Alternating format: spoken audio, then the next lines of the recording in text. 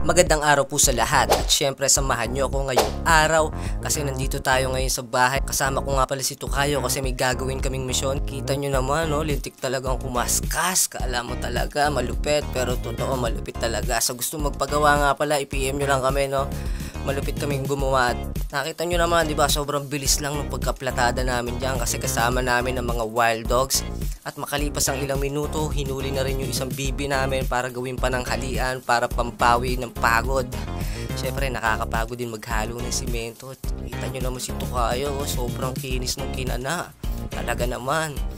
Siyempre, optimistic clothes, silipin nyo yan. Available nga pala tayo sa Lazada. O kaya i-recta PM nyo ako dito kung gusto nyo malupit at quality na mga damit.